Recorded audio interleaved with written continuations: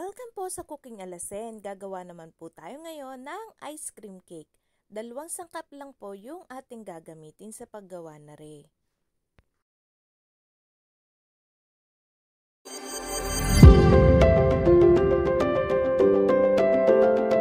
Ang gagamitin ko po ay Fudgy Bar, pero pwede po kayong gumamit ng kahit na ano pong brand ng cake bar. Ang laman ho ng isang balot na re ay 10, pero 6 laang ho yung ating magagamit.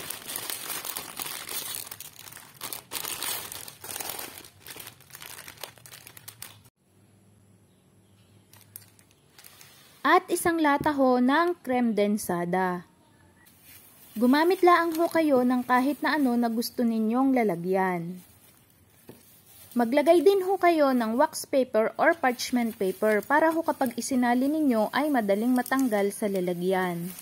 Gagawa ho muna tayo ng base ng ating ice cream cake.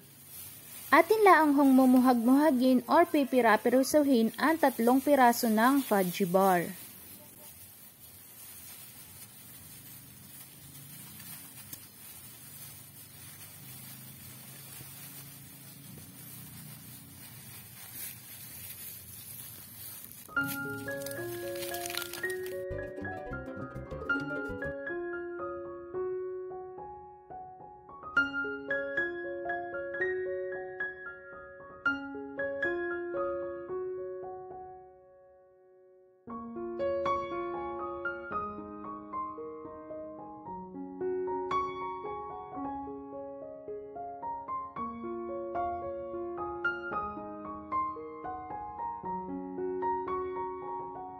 Atin na muna ho aring iseset aside at gagawa naman ho tayo ng ating ice cream. Mag-prepare laang ho kayo ng bowl na paglalagyan ng inyong creme densada. Ari ho ay chinild ko na overnight.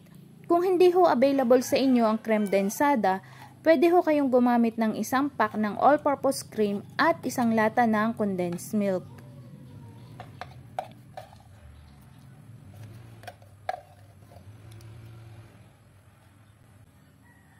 Gagamit lang ho ako din ng wire whisk, pero kung meron ho kayong electric mixer ay mas maigi.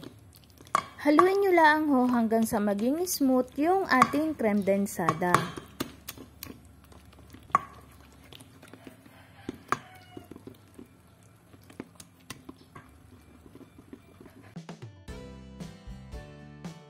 Smooth na ho yung ating creme densada, wala na ho kayong makikitang mga buo-buo.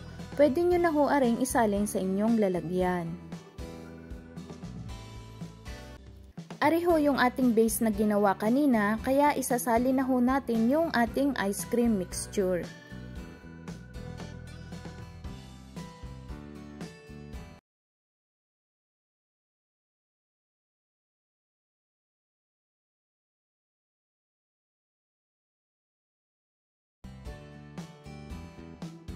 Alug-alugin nyo laang ho or itap para ho magpantay yung ating mixture.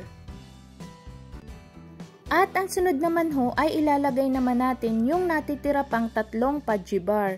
Katulad ho ng ginawa natin sa una, atin hong mumuhag-muhagin or pipira-pirisuhin ang ating Fudgy Bar.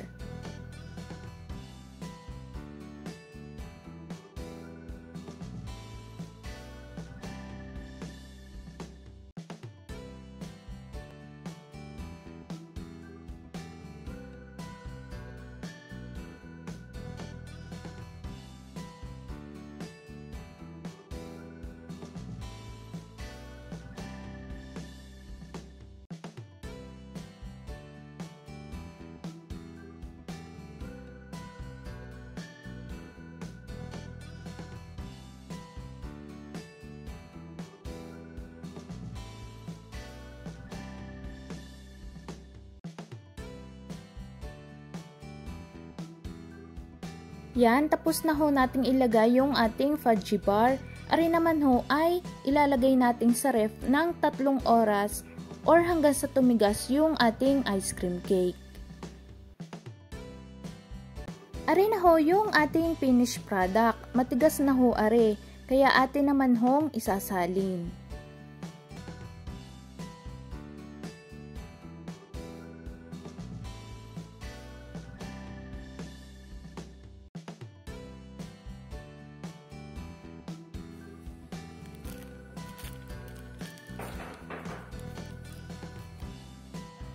Kung bago ka lang po dito sa ating channel, huwag niyo pong kalimutang mag-like at mag-subscribe sa Cooking Alasin at i-hit ang notification bell para updated kayo sa mga bago nating upload na recipe.